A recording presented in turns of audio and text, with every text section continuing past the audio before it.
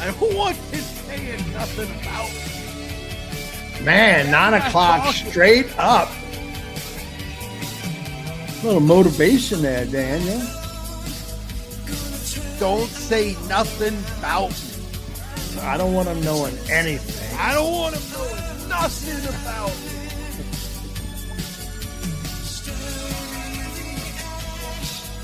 How many years does it make? Hard to find it. 12? No, it's like 14. It was 2012? Something like that. Ladies and gentlemen, we are live tonight. Your Geaux Team, always on time, or you never pay a dime. Your Geaux Team. Suck on that one. We're on time for once. Once, I think it's 2 in a row. 2 in a row, we're on time. It is Tuesday, February 14th, 2026. It is some people that we used to know. That's a good song. Somebody we used to know's anniversary. Shout out to those people who it's their anniversary. Zombie Bob may or may not still know them, may or may not talk to them. Who knows with Zombie Bob? Who knows indeed. I am Daniel, your moderator. That is your moderator extraordinaire. On the other side of the transatlantic cable tonight, the man, the myth, the legend, Mr. Zombie Bob. How are you? Doing fabulous this evening. And down the river, as always, staring at the TV off into the distance, never staring into the microphone, always into the TV. The one, the only, Mr. Excitement. Chip, how are you? Setting up a Hinge profile. Ah, okay. I mean, I don't even. Is Hinge different than all the other ones? It's making me like try to pay for things. So I'm just like, that's bullshit. So they're all fake. Is Hinge the gay one? No. What's the gay? I was thinking Grinder. The Zombie Bob. I have one of those. Oh, yeah, no. Loco was in town for St. Patrick's Day. He had Grinder. Oh, 100%. Didn't you say he had some weird one not named Grinder? It's probably a new one. Not that I recall. Wasn't it some Hook up and go? I don't know. I don't know. You said it was. It wasn't. It was some like weird off the wall one, like sketchy. Like Lady Boys Are Us? Maybe so. Chip, use my strategy. Asian massage parlors. I do have an Asian massage parlor story. I think I've said it though. I think in the back of it. In the back of Visions, do they have an Asian massage parlor? I don't think so. Chip, tell us your story about the Asians. The Asian massage parlor. In South Korea, there had to be a bunch, right? No, I never ever partaked in those. You don't have to if you're white in South Korea. It's easy to get girls. That is true. We have a friend that Malaysia.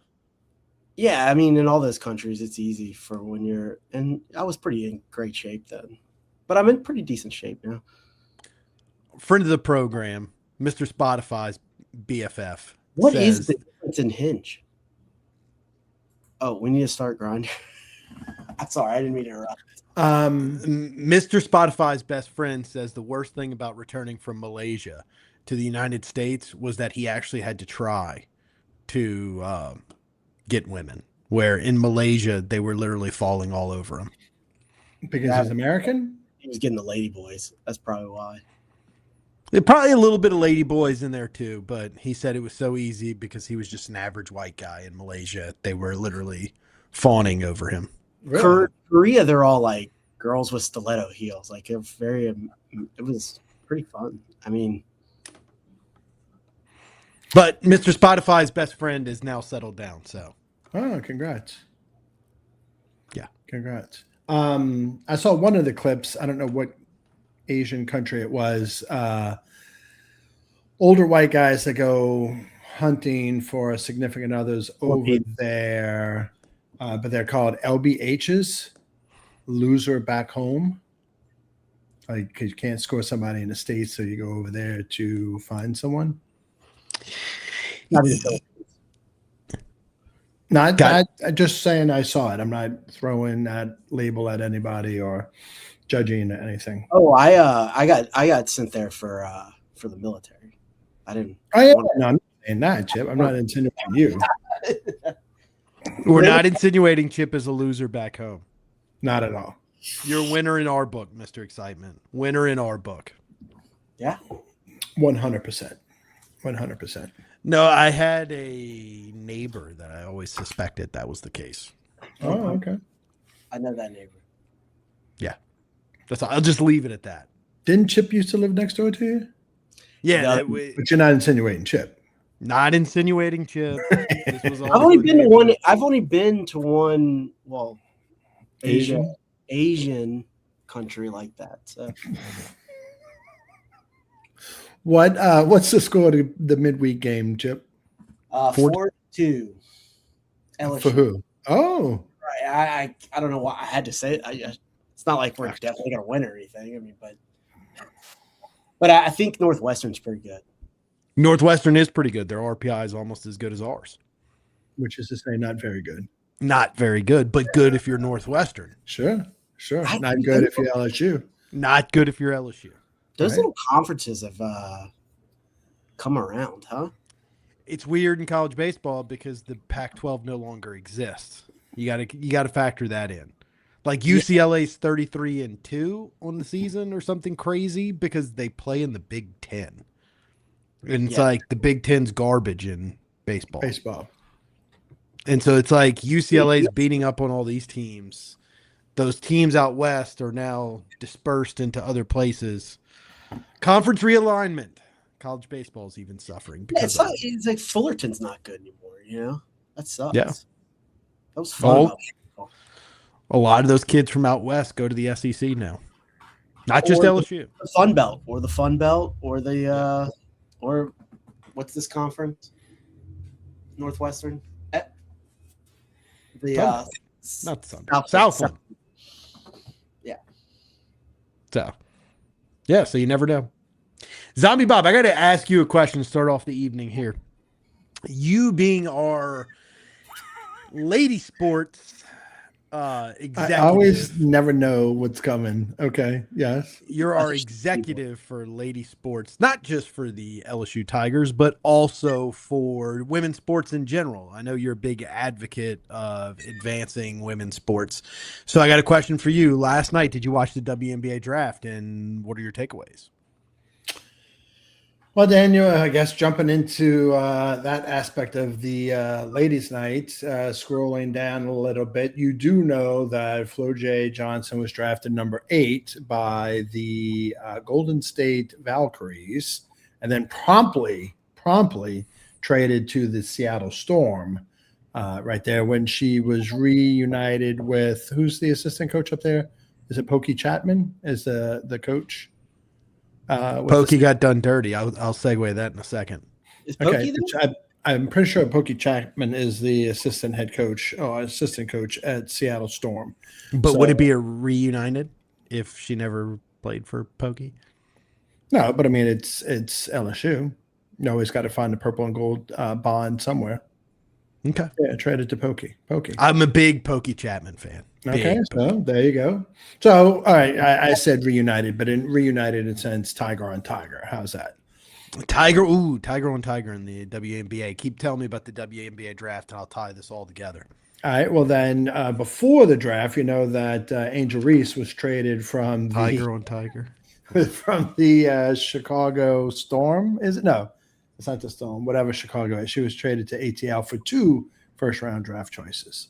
But it seems like that her drama, any alleged drama associated with Angel in Chicago, that kind of wore thin, and that Chicago was kind of sort of happy to trade her away. So I haven't heard as much about Angel Reese this past. Well, when did the season end? I didn't even know. I don't know. Girls basketball? Good Lord. Yeah. But Chip, WNBA. Who was the number one pick? WNBA. Zombie Bob, I'm really looking for who was the number 1 pick in the draft. That big girl from. I know you're going for the SZA angle, but I don't know her name. Was it the girl Fudge. I mean, Fudge? This is just disrespectful here, Daniel. I mean, So I don't even remember her name, but she was drafted number 1 overall. To who? I don't even know. Doesn't matter. It's not the point of my angle here. The point of my angle is G Moose says scissor me timbers. She was drafted number 1 overall. Who was the number 1 draft pick overall for the same team last year? Don't know. Her girlfriend, Paige Buckners. Oh, okay. Which I got no issue with that lifestyle. I just want to clarify. This all goes back to my issue with why was Pokey Chapman fired in the first place. I've been holding this vendetta for how many years now, Chip? 15 years? Yeah, I mean, it's a different world in women's sports, man. The girl that got arrested in Russia. Well, I don't know if it's a girl. What's her name? Brant Griner. Brittany Griner. Brittany. That guy. Wasn't she at like a pool a couple years ago and she has like pecs now? Yeah. I don't know if that was real. Was that real or was that Photoshop? Was it on the internet? Was that ChatGPT? I mean, look, I don't know. The moon landing was on the internet, so it's got to be real. Like 3 years ago, so it's possible. But no. My thing here is we're celebrating two and a couple being together, drafted 1-1 on one team. But literally 15 years ago, Pokey Chapman got fired for LSU for essentially the same thing. What was it? Sleeping with a player, isn't that? Yeah, but the player had already moved on from LSU for like 7 years prior. Oh, yeah. Why did she get fired for that? Because somebody ratted her out. Yeah, but different time and age. God, it wasn't even that long ago. Well, luckily we've come a long way, baby. We have won a national championship since. I need to let that vendetta go. How are the Yankees doing, Daniel? They must be doing good if Zombie Bob asked about the... No, the motherfuckers lost again tonight. They've lost 6 out of the last 7. I thought they came back and won last night. They won last night, but they lost tonight. The offense. So wait a second. A week ago, you were literally like pounding your chest, like my Yankees were 8-2. Yeah. And a week now later, they lost 6 like out of 7. Probably 10 out of 10, 10 and 10 or some shit like that. Fuck them motherfuckers, Dan. The ebbs and flow of a Major League Baseball season. How long until y'all are trading to get Paul Skeens? I don't think it'll be in season. It'll be a postseason, off-season type deal. Trade the whole farm system. Do y'all have a farm system? No, that's your issue. Y'all have no. That guy Schindler or something like that. He's phenomenal for the Yankees. I mean, I don't know what he is. Not Schindler. Schindler. Great movie. Oh my God. Schindler's List. Let's, if I may, we're gonna go on a little, take the off ramp for a second. We're not gonna get into the rest of the the ladies. I was gonna say tangent, but I don't fuck that word.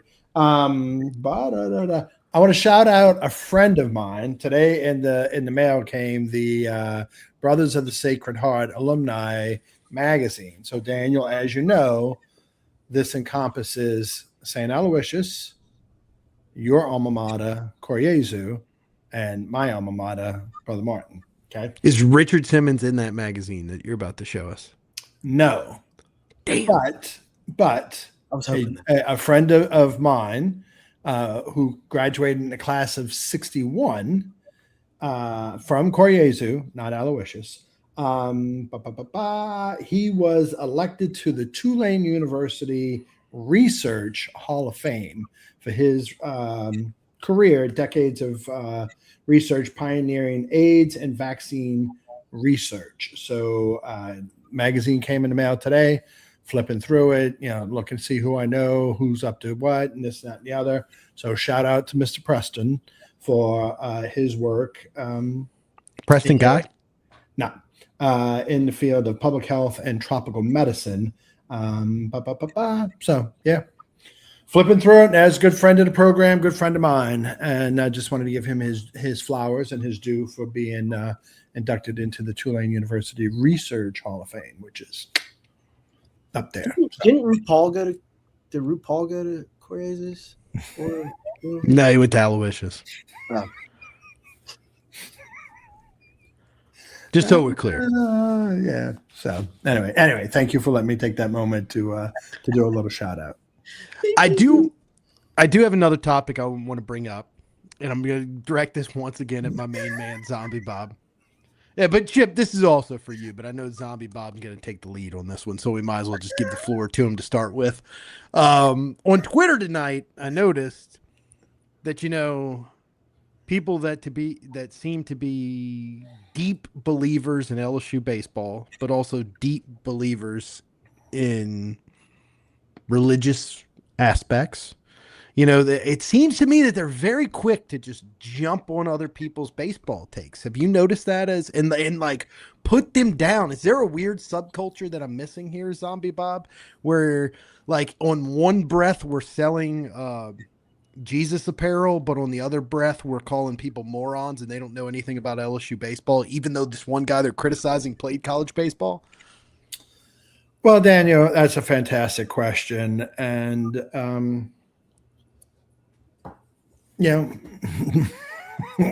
what is there to say? Like the disconnect, the hypocrisy, the irrationality, the hypocrisy. I already said that. It's mind numbing. It's like, so look, you want to present yourself as an expert on A, B, or C? I pretend to be somewhat of an expert on parades and particularly Mardi Gras parades. Okay, but I'm not really shouting down and criticizing and blacklisting anyone else that has a take. A very good friend of mine actually texted me today. He was by the boxing den, so like 7:30 in the morning. I got a text from my friend David, and about that. Like I'm not shooting shots at David and telling him he's crazy, he's an idiot, and don't associate with him anymore. Like whatever. Like everybody's entitled to their own opinion. We have always presented ourselves as nothing more than fans. We kind of sort of took the lead and followed the example that our good friends over at Pot of Gold did. But they were like kind of sort of the originators of this. Hey, we're fans of the program, but we're going to speak to it and whatnot. And look, we've been on their shit list over the years for saying, hey, it's like, yeah, you're putting a little bit too much sunshine on this, take or analysis or whatever. So, that's why we were originally called Pot of Purple. Follow us on Twitter at Pot of Purple if you want to.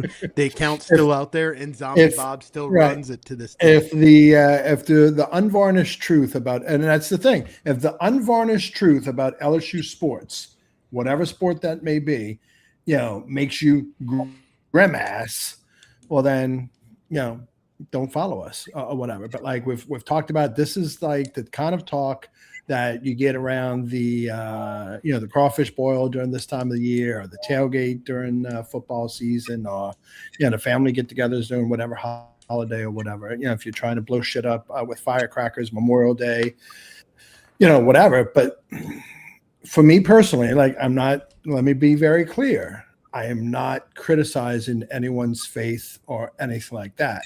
But to me, when you're selling apparel that is religious in nature, and when the first thing you're putting out there is religion in nature, but then yet you're not treating others as you would want to be treated, and there's a double standard there, and then you hide behind that religion, regardless of whatever religion it may be. Like, to me, there's a disconnect there, and it's disingenuous. So, and look, I recently had a family member that, there's a theme here with family members that I don't associate with, but he went on to the great beyond just recently. And okay, well, actually a week ago. So here's 1 week shout out, to that particular individual. But in my opinion, that person also wrapped Uncle R. Here you go. Here's one. Wrapped himself in his religion, his particular religion, and there was some hypocrisy and disconnect there. So, it's America. You're entitled to your opinion, and look, I understand that Monster Milam's mother, whose name escapes me, Mrs. Milam, follows us, and that she took offense for your hot take at the beginning of March. and whatnot. And someone else had gotten our former baseball correspondent had retweeted someone who posted a tweet, and it was essentially like, this is the first team that Jay Johnson has put together. Like the other ones were Pulmonary or something like that. And our former baseball correspondent said, "Oh, this is the most asinine take ever." And then Mrs. Milam had retweeted or responded to it, and I saw it, and it said, you shouldn't be able to hide behind, I guess, I mean, she wasn't taking a shot at me particularly, but like a zombie Bob, or if your picture's not your face, or your Twitter handle is not yours. Okay, well, I get it. I'm not a journalist, but if you wanted to really find me, you know how to find me, because we're out there. We talk about the fact that you and I are brothers, and Chip is essentially another brother. We talk about the other things that we're involved in, but I've had my Twitter account since 2009, like long before we were podcasting, anything like that. So, just because I've had it that long doesn't mean that I need to scrap it and get, put my name and address and all that on it. You're entitled to your opinion. Like, if you don't like what we're saying, block us. It doesn't make us right. It doesn't make it wrong. We're giving you our version of what we see going on in the sports and athletic department of the university that we love. It's that simple. We've been doing it for a number of years. We've given platform to a lot of these people that no longer want to be associated with us. They were hot and heavy to be like us and be with us.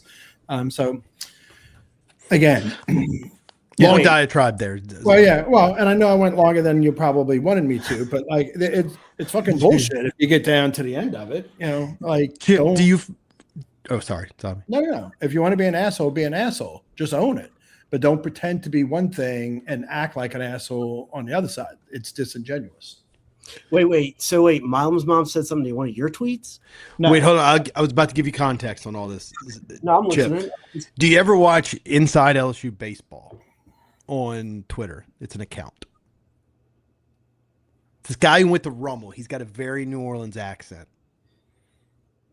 I think I've seen it before. No, but I don't. Jason. This guy named Jason. He played at like UNO or something. He played college baseball. Good guy. Yeah, he does a good job covering. He covers it all year round. He goes on some of the. I think he goes on like Tingle and Co. He's got a very New Orleans accent. You've heard him. You've seen him. Yeah. He does a good job. But he put out a video today that LSU just needs to reapproach their or revisit their pitching approach. And he listed like, these are the pitchers who've pitched the best. You got to go all in on Friday. You got to go all in on Saturday using these guys. Like, quit using all these other guys who keep fucking up for you.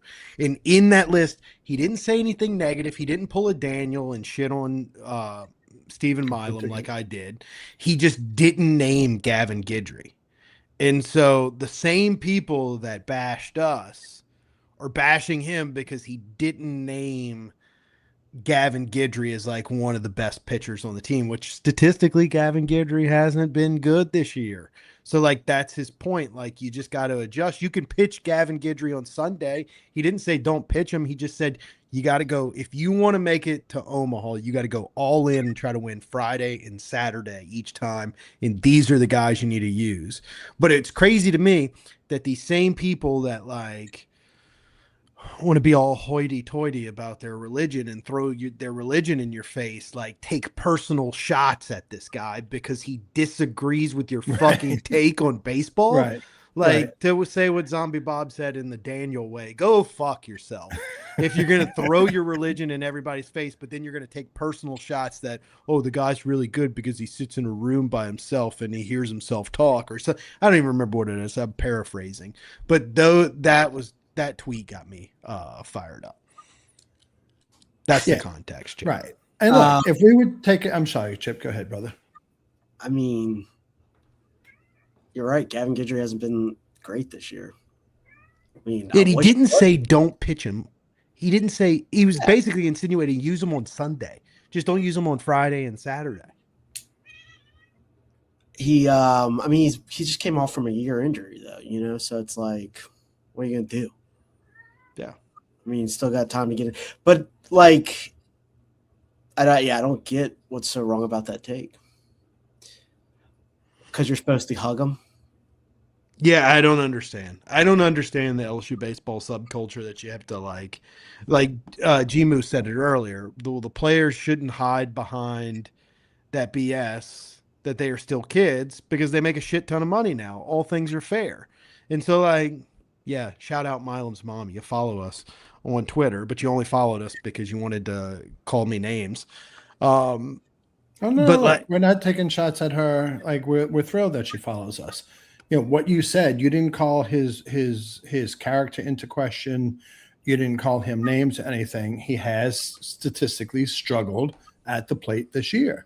So as opposed to the shortstop from UCLA who's having, pardon the pun, a monster year, both in the field and otherwise, at the plate, in batting, and it's fine. But again, this is to have. I mean, whatever. Yeah, like you can have a take. We're just guys. We're just family and friends. We appreciate the little community that we have.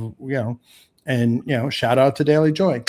Yeah, podcasting equipment is not very expensive. It is, 2026. It's almost halfway through 2026. So, yeah. hey, this microphone's like 8 years old and was expensive 8 years ago. Oh, dude, I've been in the freaking attic so much of late, and in the garage, the hoist every day. You found your the original. So that microphone you have right now, though, that's the second one you bought? I have no idea. I Chip, probably because you bought one. I think that one was yours. I think somehow we circulated them. No, I have mine. Mine's in the. It's just, mine must have been in storage, Daniel, and then I got it out of storage. Mine you bought another one? I have no idea. I found it in the attic here, so I have no idea. We do need to talk about how Jay challenges everything. Oh yeah, like it's not even close. Like 90% of the time, Jay challenges something. Like it's not even close. And like I get he wants to challenge everything, but at some point, like if the runner's out by like 3 feet, are we really challenging it? Like he challenged a play at home plate earlier. Like unless he was challenging interference, like the runner, I don't even think touched home plate. You know what I'm talking about in the 5th inning, Chip? Yeah. No, they just did it again. He was clearly out, and they challenged it. Yeah. But again, no one said, I mean, for this team, Milam's batting isn't even that bad. We're just saying LSU fans act like he bats 370.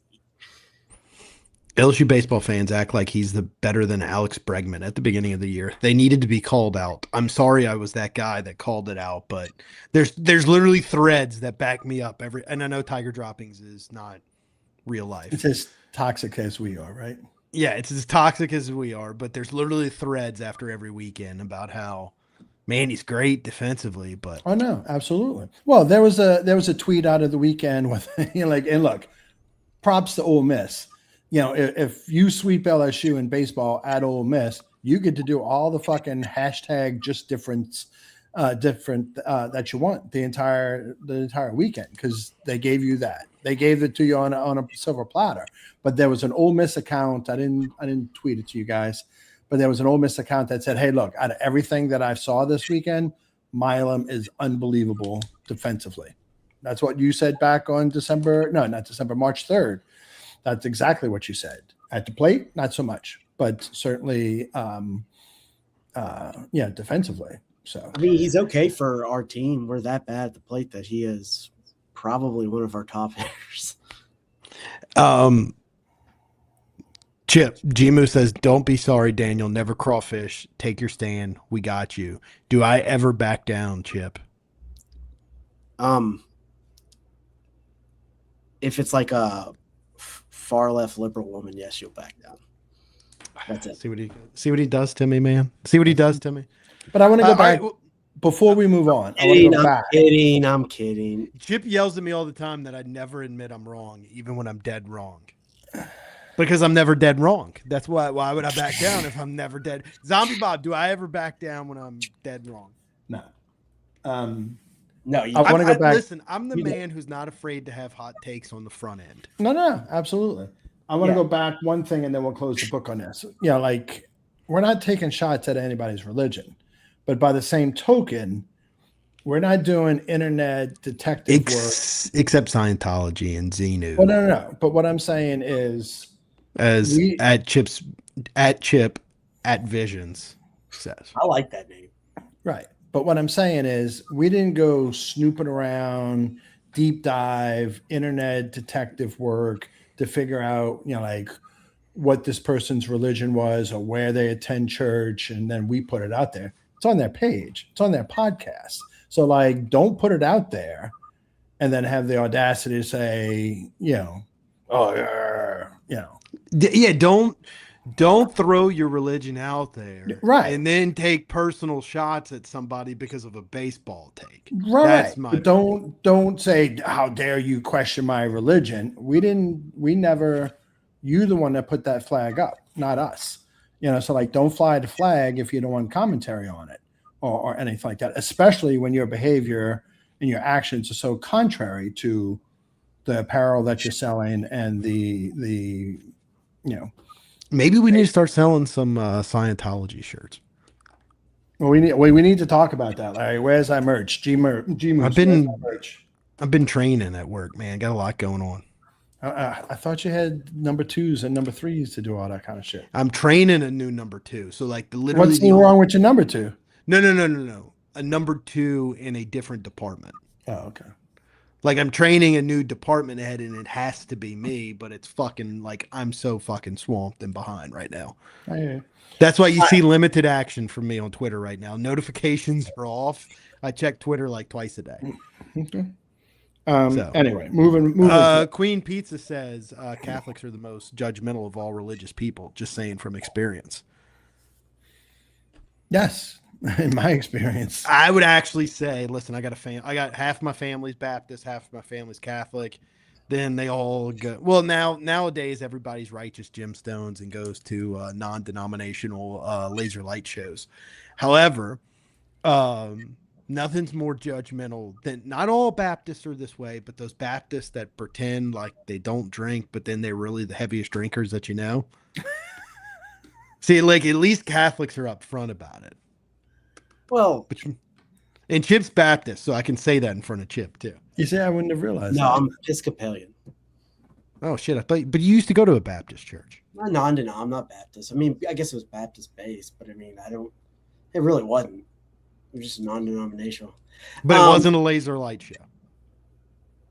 Not if you. There's nothing against laser light shows. It kind of was a full laser. Lord, let's talk about mega churches. Yeah. Yeah. Well, this has been a very religious episode. Yeah. Really. Also, are we going to talk about Trump tweeting the Pope, Zombie? I fucking hate the Pope. I didn't know that he did. Yeah. That Pope. He tweeted the Pope and put him down. How'd our aunt feel about that? I haven't talked to him in a while. That's my bad. You got too much parading going on. You're living, Chet. Zombie Bob is living at the Bacchus Den, living at the Endymion Den. Like you're at the Bacchus Den at 7:30 this morning. I wasn't there, but you were on your way. No, my boy David was passing by over there, and he sent it to me. Okay. There is one religion that's more judgmental to another, and it's not Catholicism. I just want to throw this out there. One religion makes you literally cover your body because women don't deserve rights. So let's be honest. It's a religion of peace, Chip. There's a piece of you there. There's a piece of you there. Throw it up there, Zombie. Give me the legal disclaimer. I love setting them up over every single time on that one. God. Segue. Hal says someone should take away Trump's phone right now. Yeah, me and Chip had a funny discussion earlier, Zombie, and I'm going to get your take on this. Since JFK, Chip, I'm just going to say the top 3. There's been 11 presidents. Give me your top 3 presidents since JFK. Yeah, but what do you, before you answer, Chip? It's the only good one. It's a subjective thing. Yeah, but what are you basing it on? I think they all your opinion. I think they've all been horrible since then. Not all of them have been horrible. I actually looked into it further, and Lyndon Johnson's actually better than I remember. Okay, well, I'll take Lyndon. Lyndon can go. Wait, that's the one who was Kennedy's. Yeah, but he did a lot of civil rights stuff. He was very pro civil rights movement, and so like historically, that was a big thing. Okay, but I Wait, can also who's that? ruin Lyndon Johnson. Yeah, It's also- but you know why? Yeah. Well, there's all motivations behind all this, but Lyndon B. Johnson's definitely not in there. Lyndon B. no, Johnson, but the point is that like the last 11 presidents, there's not a whole lot of shining stars.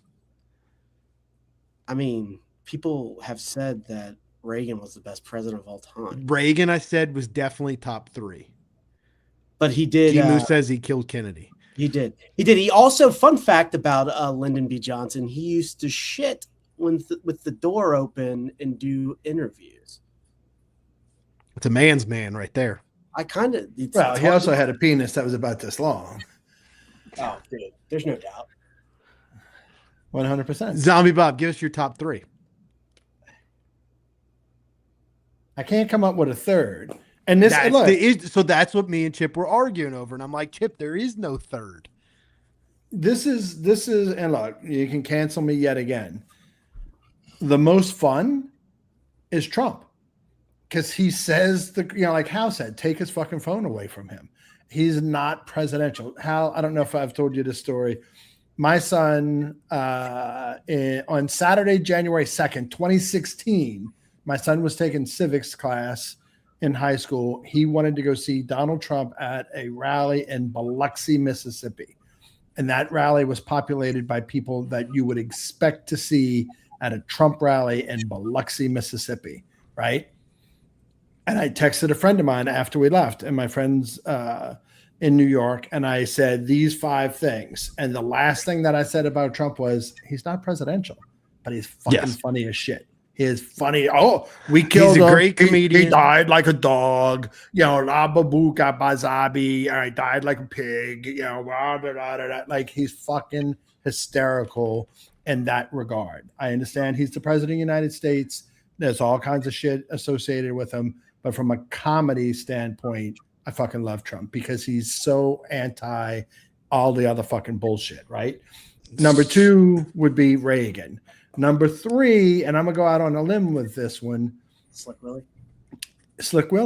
I said Slick Willie number 2. If Bill Clinton would have looked into the fucking camera and said, I fucking banged her on the Oval Office desk right here. It's fucking glorious, man. That's what I told Chip. He would still be fucking president to this day. Because every man would still have gone and voted for him over and over and over again. Chip took points away for Epstein.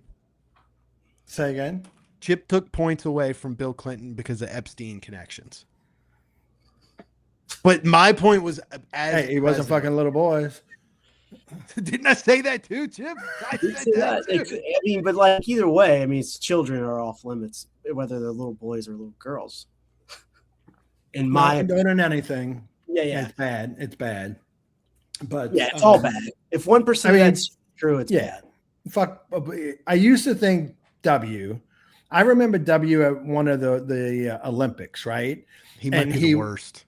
But right. But he still had his jacket on, his suit jacket on, but he had taken his tie off, or he had unloosened his tie, and he's just kind of like sitting there like this or whatever. And all the other world leaders are like prim and proper and all. And it's like, in that moment in time, W looked like a guy that you want to have a beer with, and talk about LSU football and what the fuck's wrong with the secondary depth, but as a president, no, fuck him.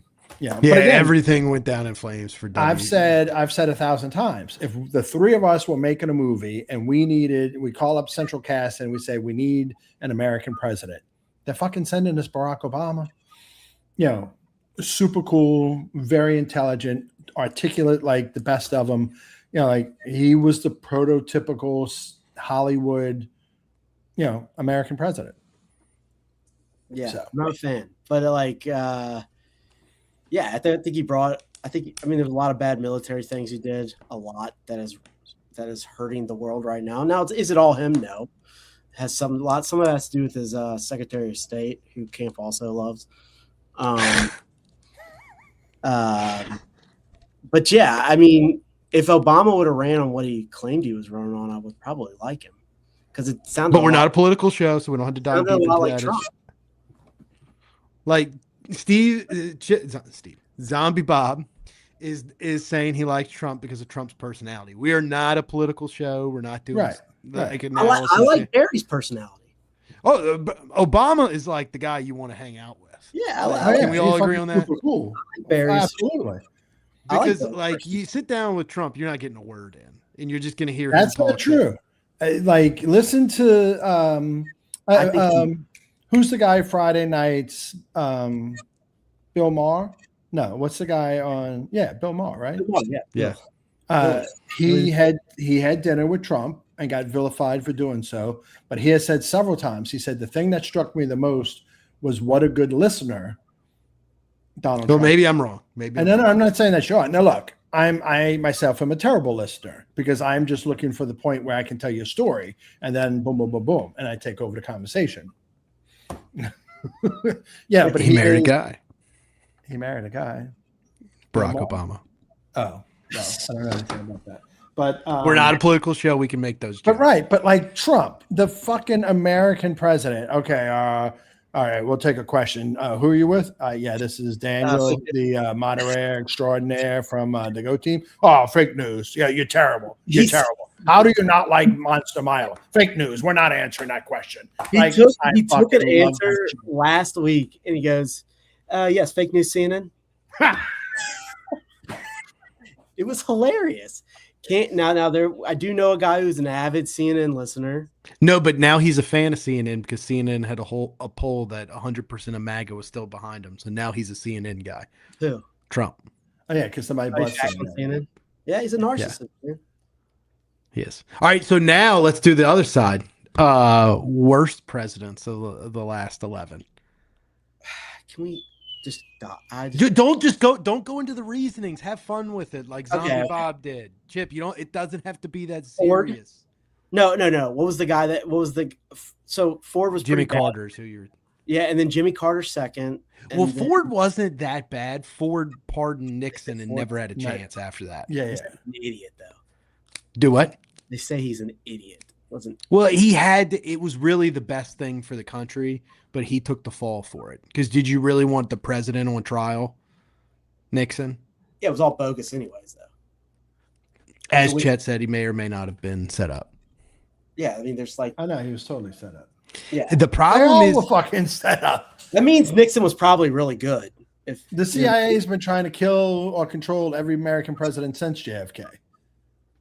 You got a lot of in the chat. You got a lot of Carters and you got a lot of Bidens. Yeah, Carter probably. You got some Obamas in there.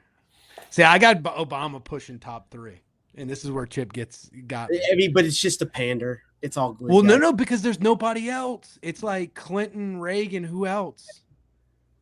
No, it's definitely Biden. It's definitely Carter. Well, I was talking top 3, but the worst 3. No, the top 3. I had Reagan, Trump. I didn't have Obama in the top 3. I since said, you know what, I'm going to go Lyndon Johnson, civil rights, and go that route. But I got Reagan, Clinton 1, 2. But I'm saying there's a significant drop off after. You don't have Trump in your top 3? Trump's the fucking worst, man. And I know everybody voted for him, and we got tribalism going on. The dude was fucking impeached twice. He was responsible for fucking Fauci, and he gets a pass on it by people. Like, Fauci, you can't hate fucking Fauci. Fauci's been there since the 80s. Yeah, Fauci predated. He fired everybody else, but he didn't fire Fauci, and he gets a pass for it. Meanwhile, Daniel voted for him 3 times. I voted for him again, and I'd do it again. I would not vote for Kamala Harris, but his first presidency was not a good one. He didn't expect to win. The jury's still out. He didn't expect to win. I'm not excusing him, but he didn't expect to win. Expect to win in 16? To beat Hillary, yeah. I think he... No. Hal says Daniel has a point. I'm a hot taker. I'm not afraid to say the things that nobody wants to say, and nobody talks about how he's allowed. Hey, listen. I'm not going to. Hold on, Chip. He let Fauci run wild in 2020. The Fauci running wild thing is true. I'm saying I'm not going to cuss you out and tell you to go to hell because of a different opinion. Yeah, you're allowed to have it.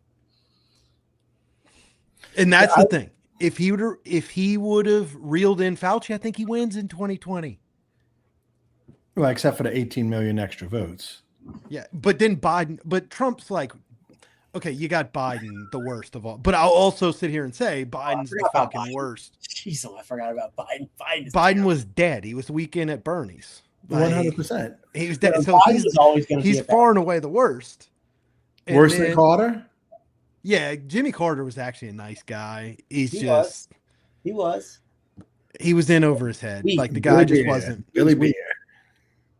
Yeah, he was too nice of a guy.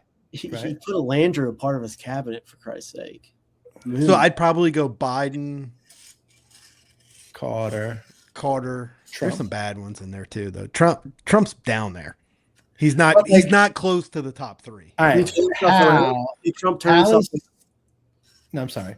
Hal is so funny. He's like, Biden was an auto pen. The fact that Trump hung a portrait of the fucking auto pen instead of a picture of, as a troll, Dan, you have to admire that. I do. Okay. But I also think it's kind of, if it was just that, of that situation, what irks me the most about the Presidential Walk of Fame is all the fucking ornate gold that he's put on the outside of the White House. Uh-huh. Like the auto pen doesn't bother me, but like all the ornate gold, I think it makes it look cheesy as fuck. Well, yeah, I feel like I'm at a Chinese all-you-can-eat buffet. It's right. Look at it. What his the gold apartment that he had in New York City. Like everything was gold. Yeah, he's obsessed with gold. Yeah. So I just think it looks cheesy. Like maybe so. But easy is. Yeah. Did they score that inning? I went on a rant about politics. No, they almost did. They got the bases loaded with no outs. We beamed a guy and had an error, but we came back. What's the score? 10 still 4-2. Did I freeze, or are they just showing the weekend slate forever? No, I think it's still on the weekend slate. But anyway, wait, who was your bottom three, Zombie? Biden, Carter. And I'm going to be a little unpopular here, and I'm going to say Obama, because what he ran on was hope and change, but in my opinion, he didn't deliver that. Like he could have really, in my opinion, he could have done more good than he may have done. From a historical perspective, me and Chip argued about this one. From a historical perspective, history is going to remember him kind, because he came in on the heels of a recession. So, like, even though he didn't boost the economy, like, he did better, And so, it was kind of like the coach who took a team over a last place team and made him a contender. History will be kind to him. Well, not because of what he... Okay, never mind. But I know what you and Chip said the same thing without even talking to each other about that. Mm-hmm. So I understand what you're saying. Right. Yeah, he also started a lot of wars in the Middle East, just like the guy now. Just like they all fucking do. Yeah, he also Iran only has like 13 more days. Their oil production, they are going to run out of storage. And if they don't have anywhere to store the oil, they have to fucking shut down the wells, which is deadly inefficient and could like permanently close those wells. They only have 13 more days. Don't tell our buddy Reed. They're like really going to be shit out of luck, because then they won't. Then they're going to be forced to shut down their wells because they have nowhere to store it, and it's going to be a very, very long and expensive process to restart those wells. It's not just a little lever that you turn on and off. It's not a water meter. It's not a water meter. You can't jumpstart it with battery cables. A water key. But how many? And look, we can argue this all day, and we're not that we're arguing. Depends on where you get your news. It depends on who's spinning it what. According to some on the Twitter machine, there's 121 ships sailing this way to the Gulf of formerly Mexico, now America, to fill up with oil to go back over that way. And that Trump's a genius because he's getting them to buy from America, not from the Middle East, including China. So we'll see. Time will tell. We'll see. So anyway, hey, how about spring football? Spring football.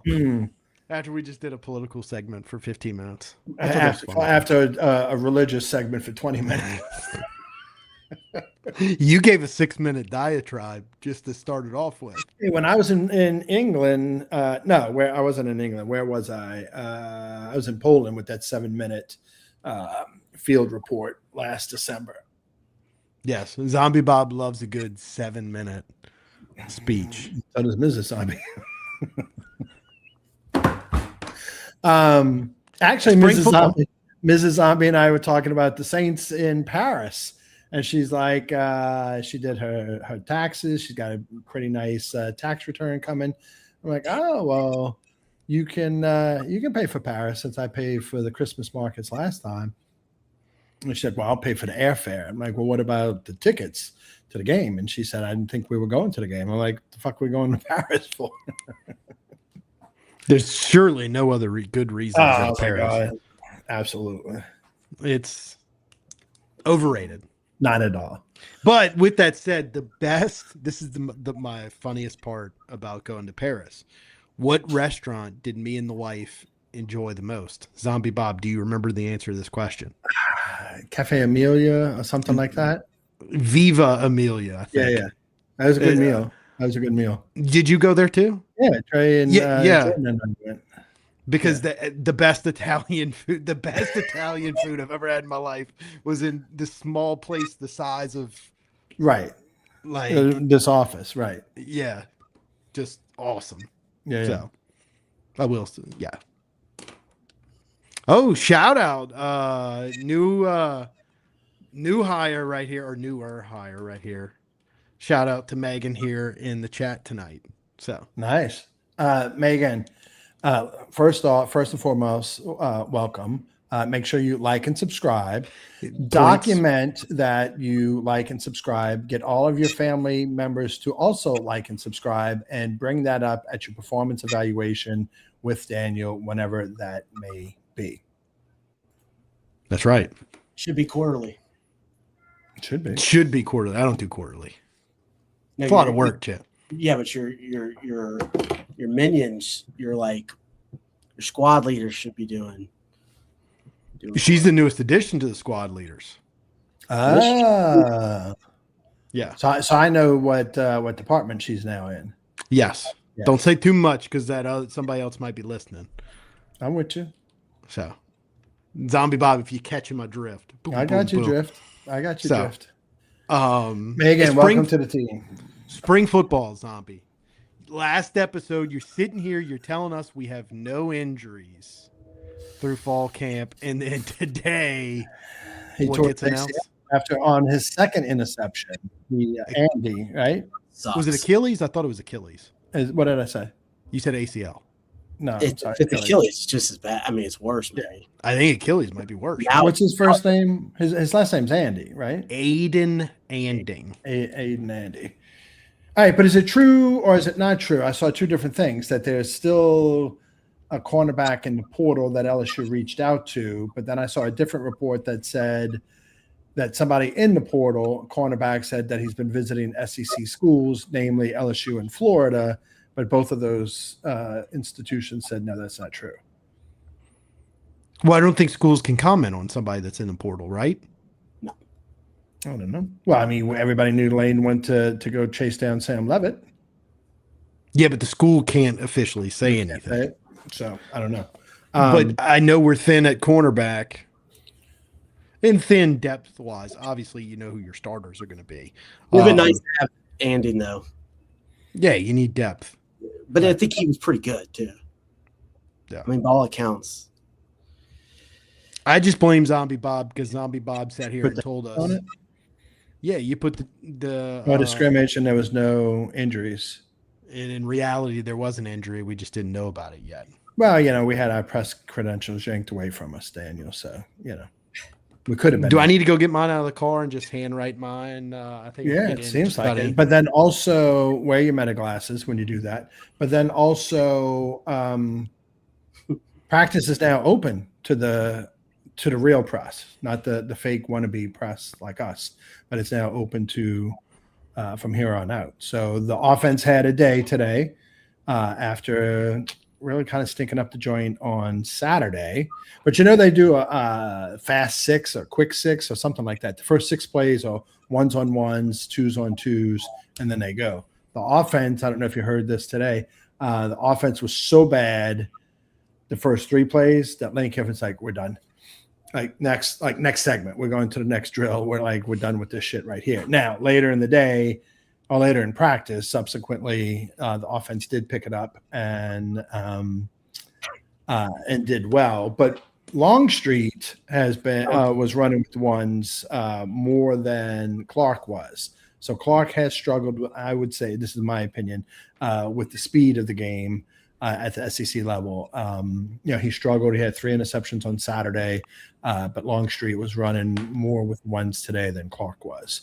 But who's our friend from Wisconsin, Dylan Jones? Yes. Yeah, he had a big day today. And then Stacy Gage is another transfer running back, and he had 2 or 3 touchdowns. I think he had 2 touchdowns, and Jones had 3. So D-Moose says Tyler Daigle's. That's Daniel's guy. Watch out. Daniel wants to grow up and be Tyler Daigle. Say again, Chip? It could be a girl. From all accounts, it could be. It could be. Isn't it pretty much confirmed that he's that lady? That chick that lives in pictures are lady. But either way, I mean, I don't really. I love it because it's satire. I view Tyler Daigle as satire. Right. Yeah, but he was nailing some shit right at the beginning. Oh yeah. He was on a hot streak for sure. Let's say they. Let's use the proper pronouns. They were on a hot streak. They them. But yeah, no, the offense played much better today. I think Lane said something like, we knew that this was what the offense was going to look like with Sam Levitt out for the spring. But Mother's Shed had another nice reception today. I'm really excited about that kid and seeing him in the regular season, fall camp, and then of course into the regular season. I didn't have an opportunity to look and see, but I'm assuming the first team offensive line was still the same first team offense. I mean, it's pretty much set except for the left guard right now, but it seems like it's Bo Bordelon, not Devin Harper. So it's Seaton, Harper, the center from last year, Baugh, the transfer from Maryland at right guard, and Weston Davis at right tackle. Yeah. I think go ahead, Chip. I'm sorry. I think Harper can play a lot of positions, though. So he could play tackle. I had him at right tackle. Yeah, that was my prediction for the starting lineup at Clemson. Well, home against Clemson. So, but they were able to run the ball today, which was encouraging. I mean, they certainly have talent at wide receiver. They certainly have talent at tight end. The emergence of Jones and Gage behind Durham and Harlem Berry is nothing but encouraging as well. So, and the defense, okay, it's nice that the offense stepped up, but the defense is still pretty fucking loaded. Andy's injury notwithstanding. I love the jersey. We need to get Zombie a Mother Shed jersey, and also you need. I don't even know what number he is, Chip. 82. And even if you bought it today, is that locked in? That he's 82. No, I'm gonna wait till season. Yeah, because it could change. See, I think in today's age, you can't get any current player jerseys because they'll transfer on you the next year. Yeah, but that's a pretty cool name. Though. That's like Mother Shed is a cool name, and we need to get him on the show. Okay. No, you know who we need to get on the show, and that's why I'm kissing up to him is Tyler Daigle. Yeah, but does she have time? Yeah, that's the problem. How do you turn a woman's like? Well, okay. I would be okay to hide his face. Put it on those things. Oh no, totally. Voices. Yeah. But how does a woman convert her voice to a man's? And Chip, I don't know if you saw this. I also extended an invite to longtime friend of the program, Dick Vitale. I saw that. Well, shout out and prayers for his 5th recurrence of cancer. He said he'll only come on if he can guarantee the sale of at least 1,000 books. So we'll push it. Oh, I thought you were going to say that we fire Will Wade. Chip says he's been quiet about Will Wade. So. Okay. I don't think Chip says he's not nervous about the portal right now. The basketball portal's just moving. Well, we got to get slower. Austin on, but we got to have some basketball news to talk to Austin about. He said, yeah, I talked to him about tonight, but he said he was working tonight. Oh, okay. He works late tonight. Yeah. So he said he could probably do Thursday if y'all want to do Thursday. No, absolutely.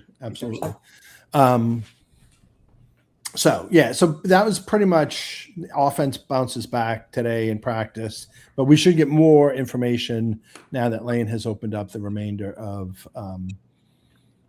practices to the media and go from there. So I love the fast starts at practice. Right. Yeah, because like how many times I feel like we were always the slow starting team under Brian Kelly. Well, the cream's like, to the top now. And it's like that mindset at practice every day. Like you come out ones-on-ones because like back in the day, remember how everybody would stretch and just half-ass like stretching before practice and you have this long like ease in period. And it's get the blood. You let the blood go. You get out there and you get going right away, and it changes your mindset, and that's how you can approach games too. You gotta practice. Right, it's a lot faster pace. How long were Ogeron's practices? His were much shorter. He subscribed to the Pete Carroll theory. Okay, hour and 30. Less were 3-hour grinders. Yeah, grinders. You're talking about grinder. Smacker. I remember because that's when I was coaching high school football, and we would get to go. If you were a Louisiana high school coach, you were welcome there under Les at any point in time. Ever tell you the story of Zombie Bob? I was the special teams coordinator. I was the special teams coordinator for a year at Mandeville. I was terrible. I was meeting with LSU special teams coordinator Joe Robinson. Yeah. Okay. And I was walking down to his office, and Les's corner office was right there. And Les like peeks his head out of the hallway, and it's just me and Les Miles, like 5 feet away from each other. Hey, coach, how you doing? He's like, oh man, how you doing? He's like, I don't even remember what he said, but he goes, where the fuck is? I don't remember who he was looking for. Somebody. No, it was like somebody who works in the building. He's like, where did I don't remember if it was a he or a she. But he like stopped and was like, hey, thank you. Hey, how are you? Yeah.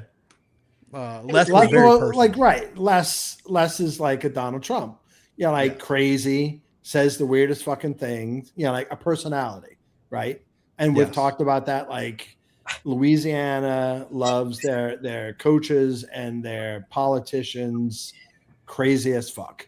The bigger the personality, the more they love them. The best Les story. I don't ever want to go back to it, but yeah. My best Les story, me and the head coach at Mandeville at the time, were walking into the indoor facility, or we're walking into the facility. And I don't remember, it was in the morning. And all of a sudden this black SUV comes like pulling in the parking lot and pulls right up next to the handicap parking spots, right in the front door. And it's like it was like the spring coaches clinic or something.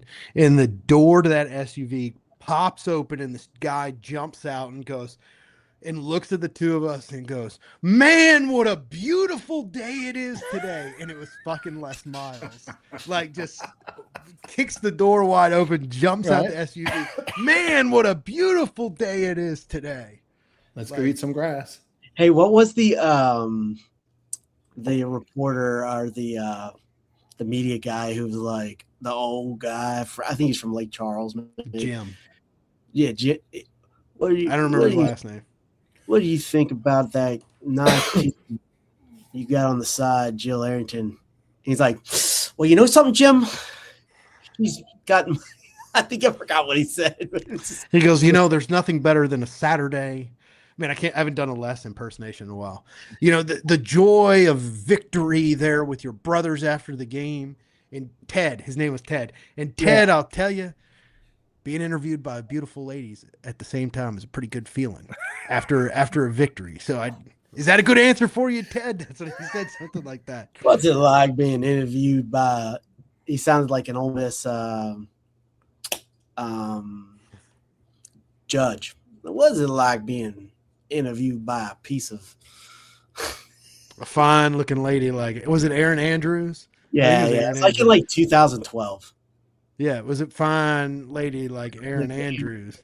And then he answers the question. Les answers the question. He like rubs his ears. They caught that guy who drilled that hole in her hotel room. That's what he said. Yeah. That Ted said.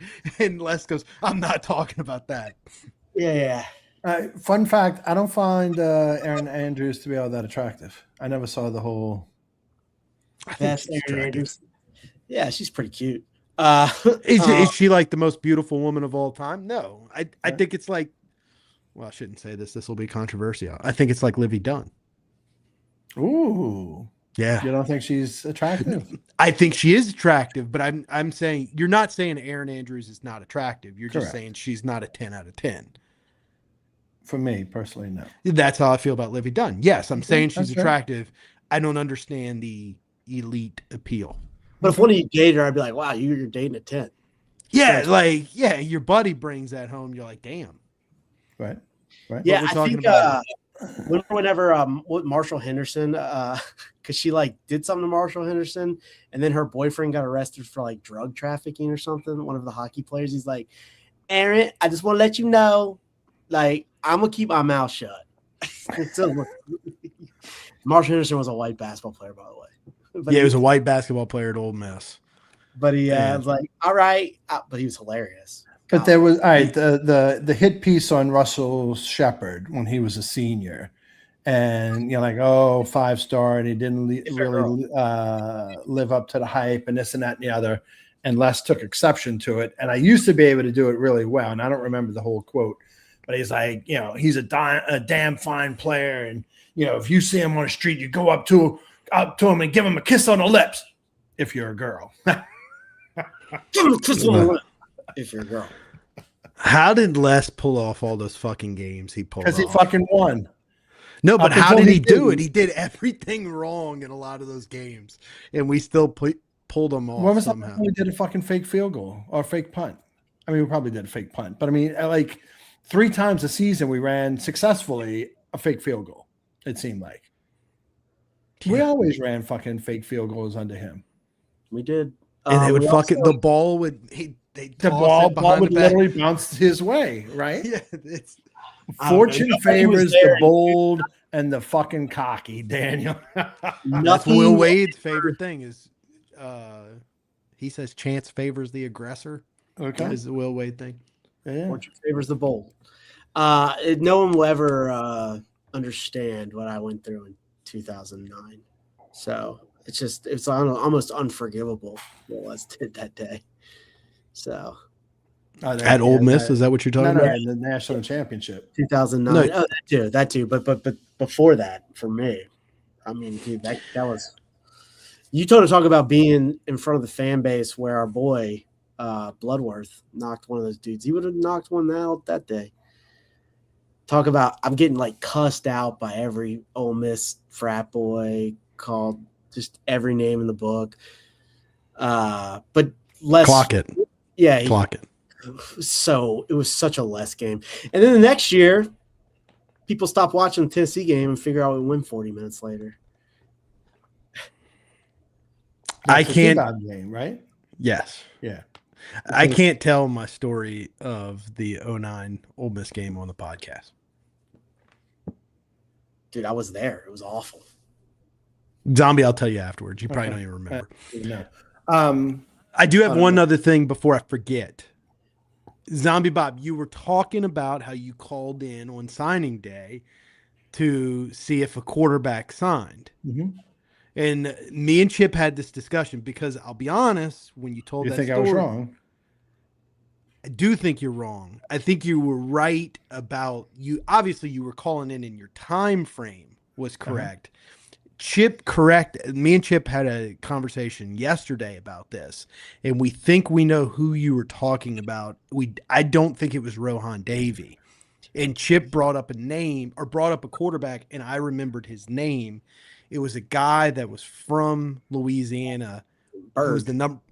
Yeah, from Shreveport, C.E. Bird High School, who was like he was a top 5 quarterback in the country, but he ended up signing with Notre Dame. He didn't sign with LSU. Arnaz Battle. No, it's definitely Rohan Davey. But Rohan wasn't a big recruit. it couldn't have been Rohan Davey. I never said that it was like the number one guy, but I remember. I mean, look, I listened to Buddy D. I had subscription to Tiger Rag. I was on Dandy Don's website. It was Rohan Davey. When did Rohan sign? He signed. And when? 97, spring of 97. He was a true freshman on the 97 team. I know that because I know the apartment that I was in. My now ex-wife and I lived in the apartment in New Orleans on DeSoto. But we also signed other quarterbacks in that recruiting class. But I'm telling you, I was locked in on Rohan Davey. I'm telling you. I can't call it if you're saying. Well, you two little whippersnappers were 12 years old. Yeah, but I know, like, I probably followed it just as close as you did at that time. You probably did, but I'm telling you, I remember going back and look, and I say an apartment. It's one of those old New Orleans houses divided up into four. We were in the upper right-hand corner, so like you went up the stairs, and then that's where we had a 2-bedroom apartment. And I remember that's where I was, repeatedly calling in to say, "Hey, did we sign him? Did we sign him? Did we sign him?" Well, it was probably what he could be right. Well, you're definitely right. I'm not going to challenge your life, but I will because I wasn't there. I'll say maybe because of Josh Booty, we could never sign a quarterback, and maybe we needed one. We found out he wasn't coming that year, and maybe we signed Rohan late. Does that make sense? And we needed a quarterback because I think Paul was the next year. But maybe it was. I'd have to go back and look at it. I'm usually good at this stuff. But didn't Rohan play high school ball in Florida? Yes. Yeah. But recruiting, but it was 1997, and recruiting was more local than it is now. Like, there weren't recruiting services. Dandy Don was out there. Tiger Baby. Oh, today's Rohan's birthday. Relevant to the conversation. You should ask Big Orange Mac about Rohan Davey. Oh, yeah. He hates him some Rohan Davey. He thinks that's the moment Tennessee football died. Rohan St. Patrick Davey. Why wouldn't he hate Matt Mock, though? Oh, he thinks the first game? No, he thinks Rohan's mom put voodoo magic on Tennessee's program. How many Super Bowl rings does Rohan have? 2. Yeah. Listen, Rohan, before Joe Burrow, Rohan was my starting quarterback on my all LSU all-time team. Marcus Russell, though. Yeah, but I had a special affinity for Rohan. So did I. I love Rohan. And so I'm a big Rohan guy. Yeah, I was from the start because we sat by his coach in 1998 in the Alabama game. So Chet says, I remember how big it was when we signed Jeff Wickersham. Chet. Is Chet that old? No way. I can't confirm, but I'm pretty sure. I feel like I shouldn't have said Chip. I shouldn't have said Chet. That was at Chet at Visions. Chip, me. Yeah, it's Chip at Chip at Visions. I can't say that. Chip at Visions. That's all you got to say. No, at Chip at Visions. Well, you don't say at G Moose. That's true. I love Chet, though. Oh, yeah. Regardless.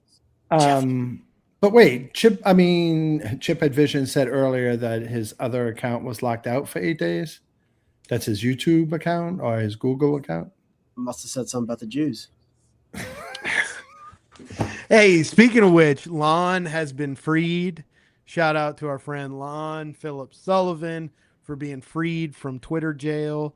He's like, did you see the message? It was like, the message he got back was like, yeah, our software reviewed your account and you're good to go. Yes. So it wasn't even like a person looked at it. It was their fucking software took them off. It's 2026. Yeah.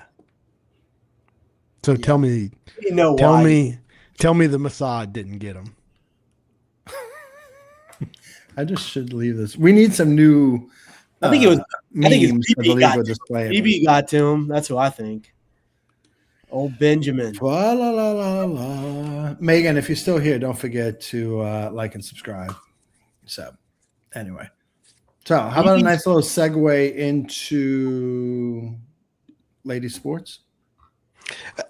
And now, as always, I know everybody's still here tonight. You've already hit the our like, numbers you've are already hit climbing. The later we get, the like and subscribe button. I know everybody's been sitting around waiting patiently for your. We teased it earlier with a little scissoring action in the NBA draft, 1-on-1. We should celebrate that, man. Just saying. Good for them. I got no issues. Chip's calling me a liberal. I mean, I'm not. I'm okay with the libs. The libs are fine. It's the lefties I'm not fine with. I don't like the far righties either. But anyway, we've all been sitting around and we've been waiting for your Lady Tiger update provided by Zombie Bob on behalf of, presented by New Orleans Day Drinking Club. Zombie Bob, what you got for us? Well, Daniel, thank you for that intro.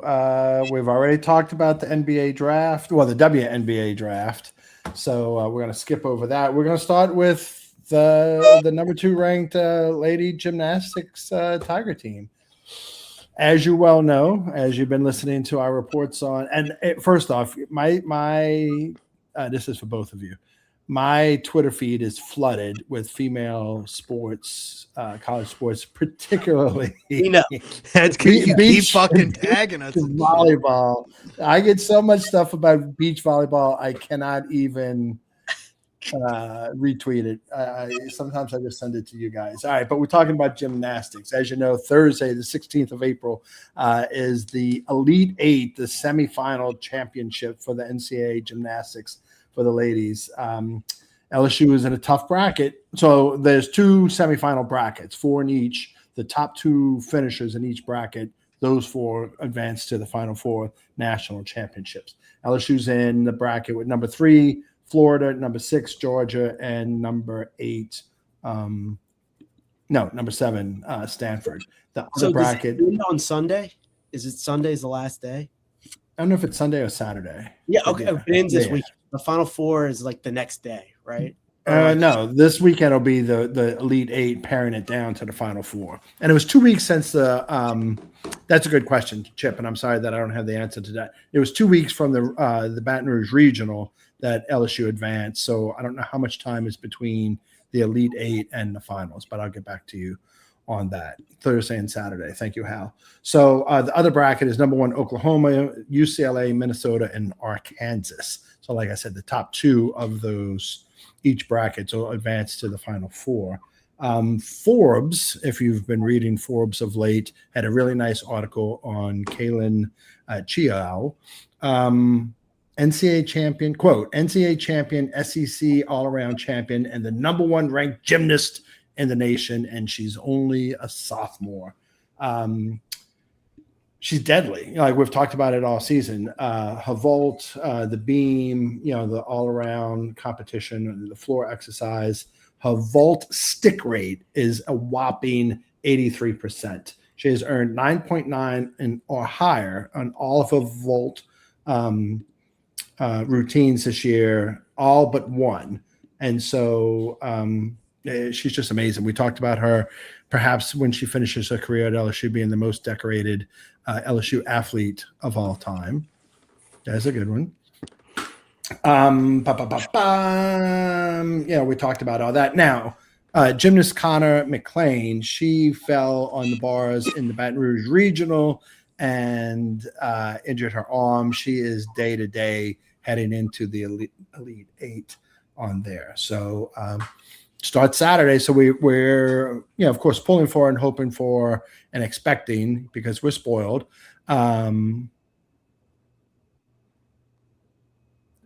Tigers win. How do we mess up? Well, one of us is wrong, so he's not.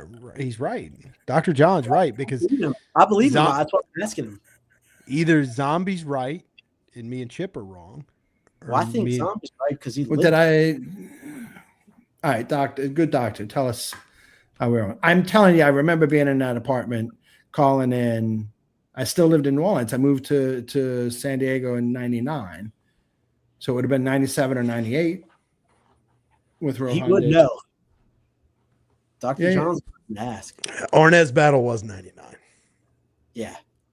Yeah, it was. So signing day 99, I was en route to San Diego because we. But moved. was it to see if Josh Booty signed? No, I'm telling you, I know that it was Rohan Davey. Arnaz Battle committed in 98, though, because it was when I was in 6th grade. I remember that day. It was whenever Kobe and because I was watching Kobe and I went to Notre Dame. Yeah, Arnaz Battle went to Notre Dame. I remember it being Rohan Davey and that he signed with LSU. I don't remember. I know it wasn't that I was calling for somebody that signed with another school, another program. I don't know. But go on with the Lady Tiger report. All right, so anyway. Didn't mean to throw you off. No. Where they have a tough bracket. They have an infinitely tougher bracket than Oklahoma does. But hopefully they get to the Final Four and get to compete for another national championship. Women's tennis, the regular season is concluded. They last week or earlier in the week on the 9th, they defeated Kentucky 4-1.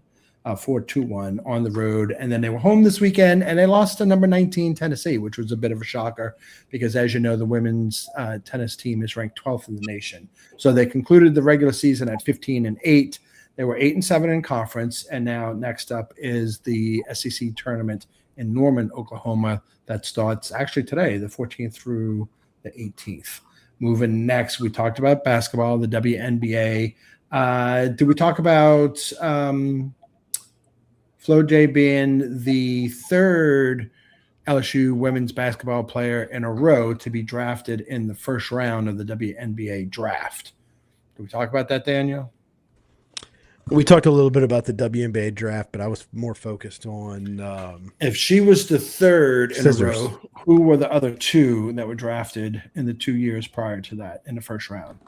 Wait, so we had players drafted in the first round the last 2 years? Say that again? The last 3 years. The last 3 years, an LSU women's basketball players were drafted in the first round.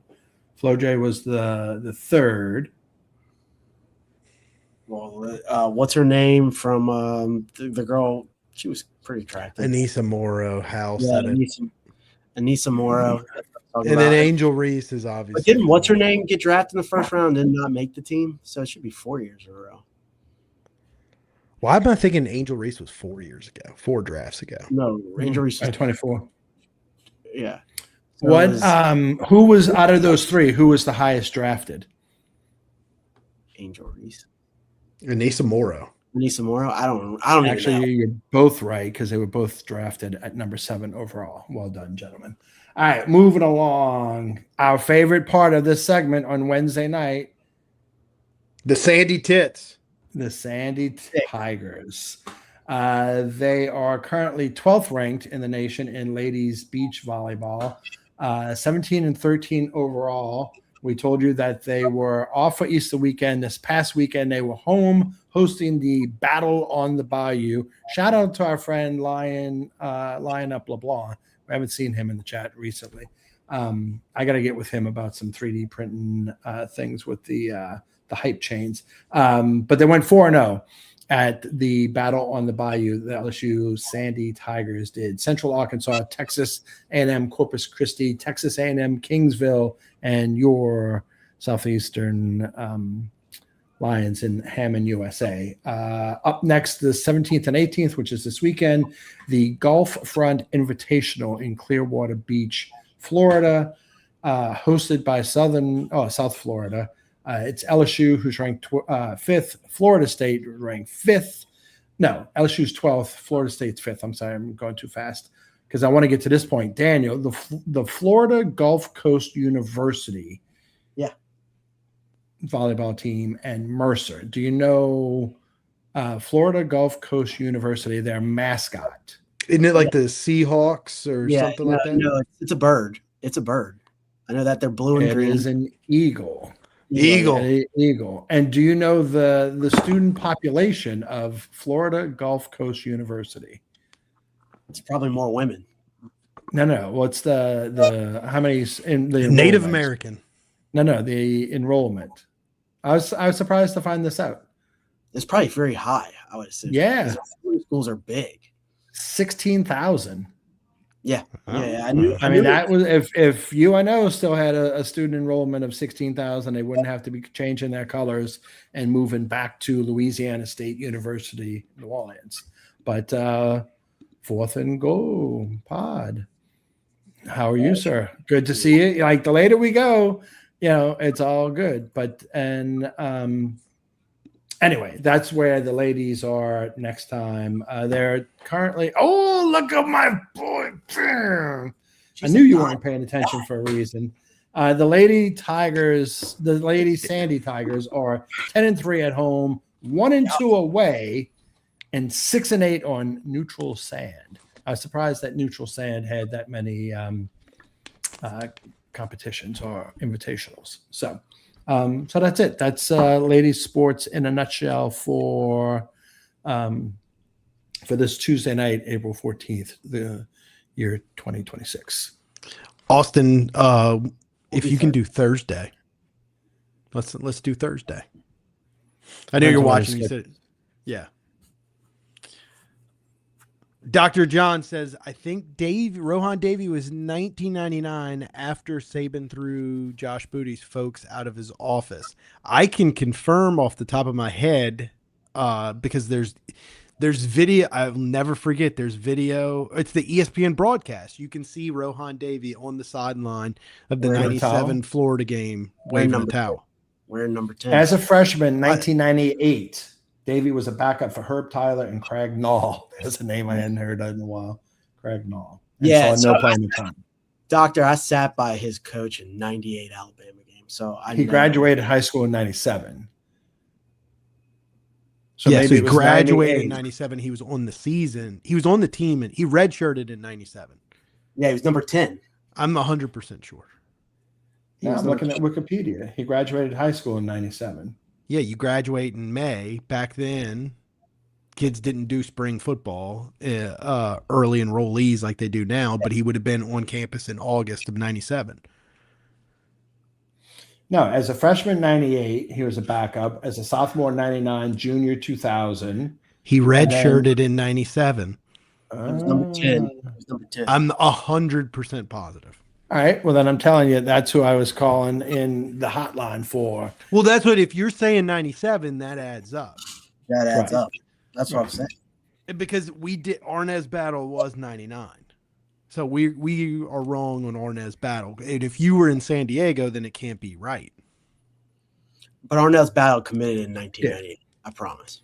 Yes. No, Arnaz Battle was a big time recruit. And because he had a similar skill set to Herb Tyler, like, he was going to be the replacement. I liked Herb Tyler as quarterback. Yeah. Arnaz Battle would have been a bigger, faster. He ended up, Arnaz Battle played 10 years of wide receiver in the NFL. Yeah. Yeah. He broke his leg in Nebraska in 2000. So he would have, if all things wouldn't have fallen apart for Jerry DiNardo, and we didn't end up with Nick Saban and catapult to the moon, Arnaz Battle in 1998, you're thinking would be the replacement to Herb Tyler. Okay. Craig Nall. Right? 1997, number 10. Rohan, happy birthday. 48 years of age today. See, I thought he was number 16 on the sideline, but he was number 10. Number 10. He might have been. Tommy might be right. I mean, he knows better than we do. He lived it, so. But I just didn't think Rohan was that big of a recruit. He might have been one. I don't know how it was that I was fixated on him, but I remember specifically calling multiple times about Rohan. Maybe it was, and I knew he was from Florida. Maybe it was what Chip said, because Josh Booty held the program hostage. Yeah, for like 5 years, where we couldn't sniff quarterbacks because Josh Booty lingered over the program. Right, like under Les Miles. So if Chip's theory is right, then Josh Booty fell through. Then Rohan was like basically your fallback option and your only option. Yeah, in 1998, Josh Booty said, "Hey, I'm coming back to." I remember it's in 6th grade, same year as Battle committed. He said, "No, I'm coming back." This is during Christmas of 1998. No, 97. Christmas of 97. He said he's coming back. He had to sit out in 98. He played in 99. And Yeah, Rohan Davies started as a sophomore against Auburn in 1999. Then Booty started the season in 2000, got his job taken against Tennessee. He was supposed to be Craig Null. Craig Null rolled his ankle in 2000. So Rohan Davey came in and killed it. Then Rohan Davey got hurt against Florida. Then Josh Booty came back in, and then we played like shit in the first half in the Peach Bowl against Georgia Tech, and Rohan Davey came in and saved the day. Fun fact, nobody remembers. In 2000, Josh Booty was all SEC. He was. Really? I wouldn't have realized that. Nobody remembers that. Because after that Tennessee game, when after Davey got hurt, and up until that Arkansas game, Josh Booty played really good football. Yeah, against Alabama, he threw for 300 plus. Yeah. They came back down against Mississippi State. Mississippi State was ranked in the top 15. None of this is scripted. None of this. We don't have pre-program, pre-production meetings or anything. We'll stick around after the podcast and bullshit for a little while until somebody's like, I'm fucking tired. I'm going to bed. In fact, the last time I talked to Daniel was on Sunday night on this podcast because I didn't talk to you yesterday or today during the day. But like, look at what Chip just rolled off the top of his head. Like boom, boom, boom. I tease and I've talked about the institutional knowledge that we have. We know what the fuck we're talking about. It might not be popular, and it might not be full of sunshine and purple and gold Kool-Aid or anything like that. But like, you're talking about Josh Booty and Rohan Davey, 26 years ago. Some of these other guys were still in diapers when we're talking about this, and we're just rolling these facts off the top of the head. We're not credentialed, but we know what the fuck we're talking about. So I'm off my soapbox. I don't know Carl Otis. I saw that, but I don't know that one. I remember that name. That's before my time, Chip. Yeah. That's before us. Dad's talked about him before. Yeah, I remember the old man talking about it. That was tragic, man. I don't remember where he was from. I bet your doctor knows. But I remember that name. Yeah, it was like the quarterback it's almost like Bo Ryan. Right? Yeah, he died in 1977. Yeah. Oh, that far back. Yeah, it's just like the just never got his chance, drowned. Yeah, that was a tough. From Tallulah. Isn't that up there by like Louisiana? Yeah, isn't that like close to or is it close to Arkansas? Madison Parish. Tallulah. It's close to Arkansas. You got to go through Tallulah. I was thinking it was close to like Natchez. I thought you had to go through Tula. Well, I mean, that it is close to Natchez because you got to go. It's the same way to go to Arkansas, so you got to go through Tallulah. It's more Vicksburg. I knew it was close to the river. I was thinking more closer to Natchez, but it's closer to Vicksburg. Well, it's crazy. Yeah, right off I-20. You want to talk about going into an old throwback where. It's crazy. It's like you jump back in time dropping through there. Oh, shit. He died December of 1977, months after fellow teammate Mike Miley died. Yeah. Mike Miley died? I didn't know that one. Mm-hmm. I was still in Baghdad back then. Yeah. But anyway, so what else we have on the agenda for tonight, Daniel? Well, we did lady sports, we did politics, we did religion. We went hard on religion. All the things that you're not supposed to talk about on the variety show. We covered Rohan Davey on his date of birth, so shout out Rohan. And one of my favorite Tigers of all time. I do have a new sponsorship I want to that we're excited about to announce. Okay. After talking with Chet offline while you were doing the Lady Tiger update, I was talking with Chet offline. We were texting back and forth, and he got me in touch with his main guy at Scientology. And so we're partnering up with a new apparel called L. Ron Hubbard 1 apparel. It's exciting. So we're gonna have Hubbard 1. So we're gonna have Scientology merch before the Geaux Team merch.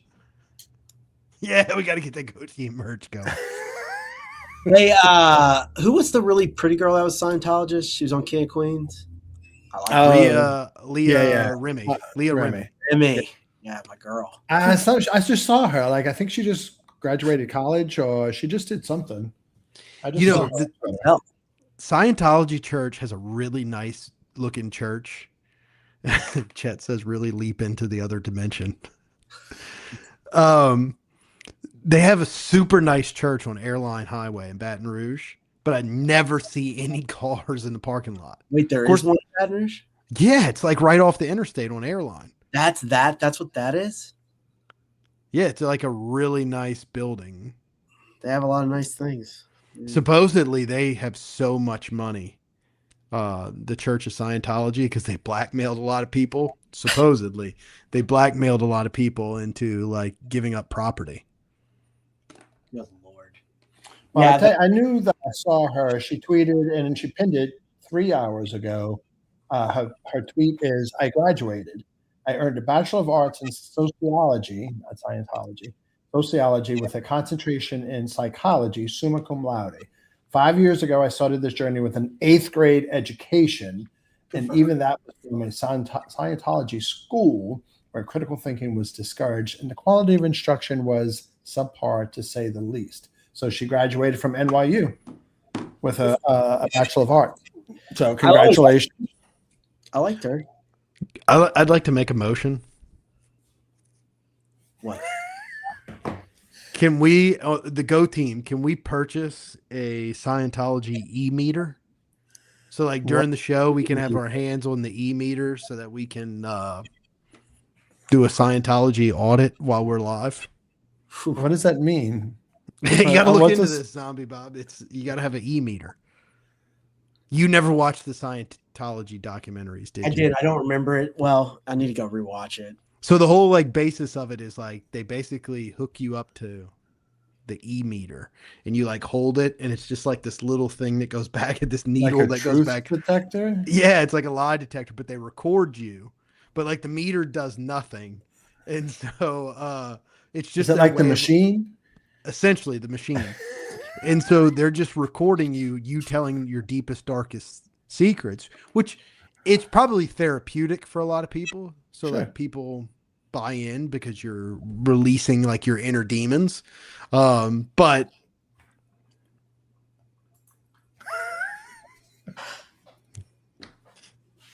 Why Solid number point. one overall draft choice, G Moose?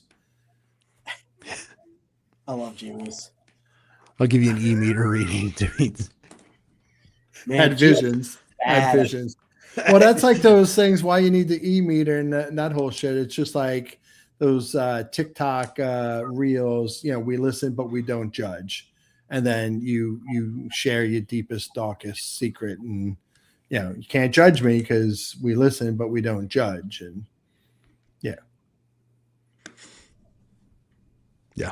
yeah. I was having a moment because I was thinking about like there was this Instagram reel that just kept going through my head today.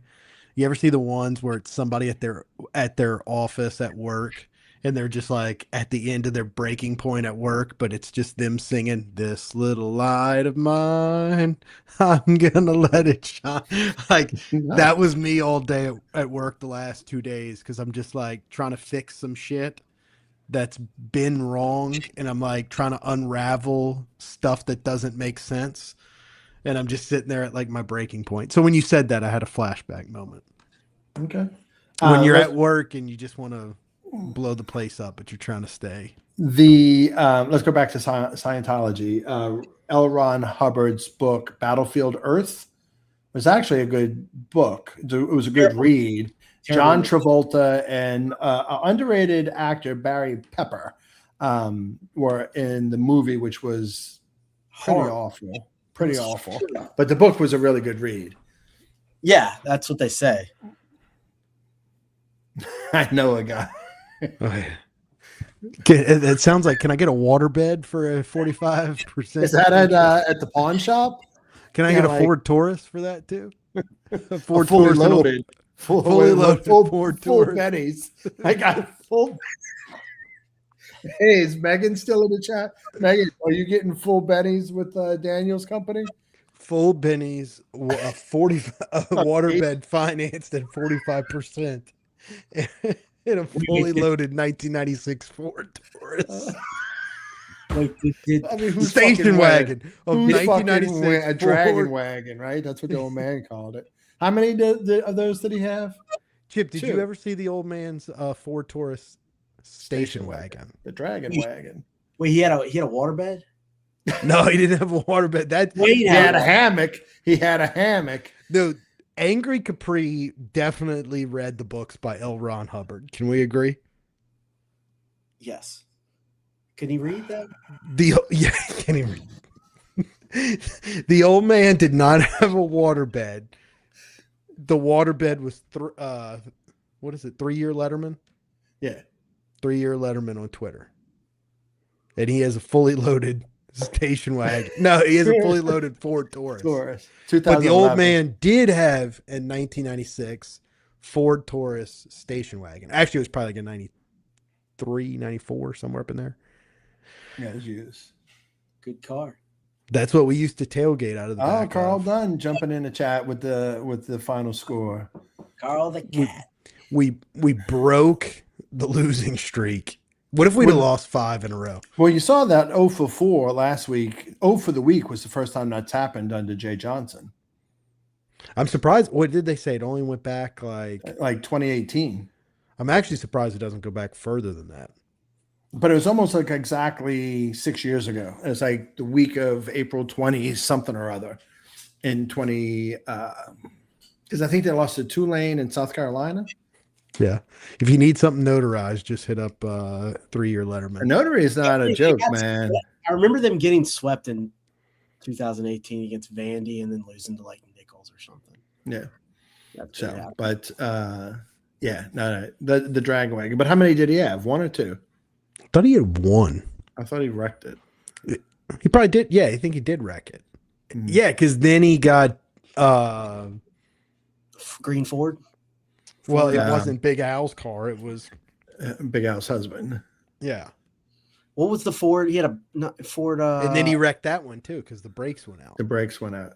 I remember that. Yeah. What was I remember him like coming home from school and he was distraught, and Donna was there, and he was distraught. He's like, "This one wasn't my fault," but like where the first one, like he totaled the Ford Taurus, that was his fault. Oh, I didn't remember that. Yeah, wasn't paying attention. Oh, No, but like, what kind of car did Grandpa have? Pawpaw have? For like not a 90, Ford Fairlane, 77. You didn't think it was that old? It was old, man.